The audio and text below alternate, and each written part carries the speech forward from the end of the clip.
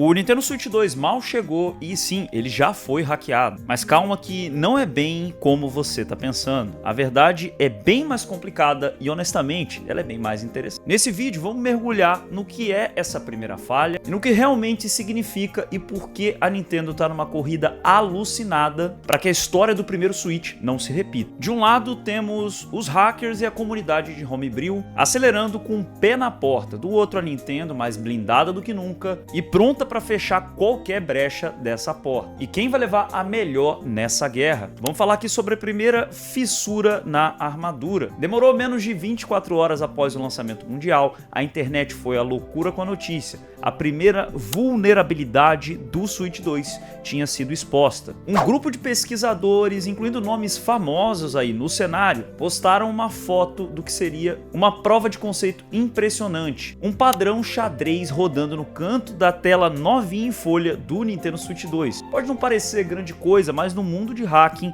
essa imagem foi o tiro de largada para a grande maratona do desbloqueio do Switch 2. O que eles conseguiram foi um tipo bem específico de falha, um exploit. Traduzindo do nerdês, pensa no sistema do Switch 2 como um prédio de alta segurança. Userland é um andar onde os aplicativos e os jogos rodam. É uma área controlada com acesso limitado, como se fosse o seu apartamento dentro de um prédio. O kernel é o cofre no subterrâneo, a sala de segurança central, que literalmente controla o prédio inteiro, o hardware e todos os segredos. E o que esses pesquisadores fizeram foi basicamente conseguir uma cópia da chave do seu apartamento dentro desse prédio. Eles podem entrar, olhar em volta e até pendurar um quadro novo na parede, que é literalmente o que eles fizeram colocando aquele xadrez lá no canto superior da tela. Só que eles ainda não têm a chave do cofre, eles não conseguem desligar os alarmes, copiar a planta do prédio ou então acessar todo o sistema de segurança. Esse exploit sozinho não permite rodar jogos piratas ou então emuladores, e isso não foi fácil de fazer, tenho certeza, mas é um pequeno passo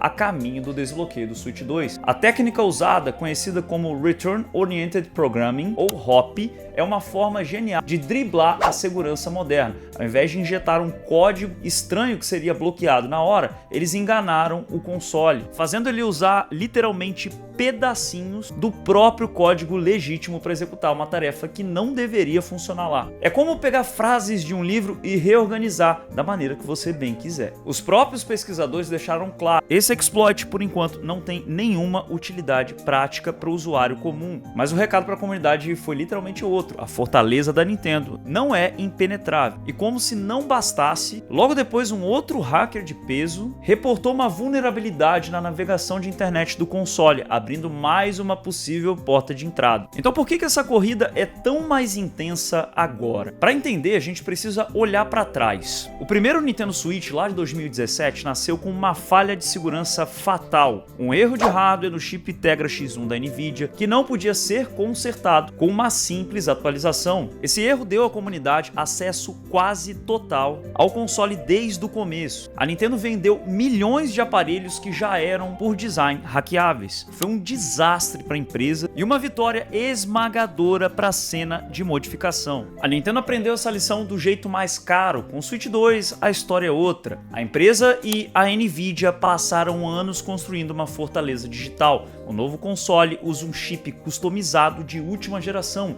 o Tegra T239. Análises da unidade que vazaram antes do lançamento já mostravam um salto absurdo na segurança. Esse chip tem um mecanismo de security boot e chaves de criptografia gravadas direto no silício, o que torna ataques como o que aconteceu no Switch 1 praticamente impossíveis. Além disso, a Nintendo encheu o sistema operacional de novas camadas de proteção. E segundo relatórios da própria Nintendo, existem mecanismos físicos que podem bricar o console permanentemente se alguém tentar abrir e modificar o hardware. O próprio CEO da Nvidia, o Jensen Huang, descreveu o chip T239 como o mais avançado já feito para um portátil, focando não só na potência, mas na segurança como um pilar central. E é por isso que a descoberta da primeira falha, mesmo sendo pequena, é tão importante. Eles tiveram que estudar arquitetura e achar uma brecha minúscula e criar uma ferramenta que força a porta da frente, provando que mesmo com todo o dinheiro do mundo, nenhuma fortaleza é 100% segura. A corrida dessa vez não é um tiro de 100 metros, então se você está aguardando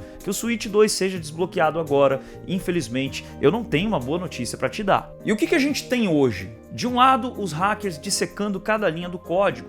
Do outro, a Nintendo monitorando tudo, pronta para lançar uma atualização e fechar a porta assim que a nova chave for forjada. Ok, então o console tem uma falha que não serve para nada agora. Qual o objetivo disso tudo? Por que gente tão talentosa gasta centenas de horas tentando quebrar a segurança de um videogame? Não, você ainda não vai poder rodar jogos piratas no seu Nintendo Switch 2 amanhã. Na verdade, é bem provável que isso demore meses, talvez anos, até se tornar algo acessível. O caminho de um exploit até uma custom firmware completo como existe hoje no primeiro modelo do Switch é longo e cheio de armadilhas.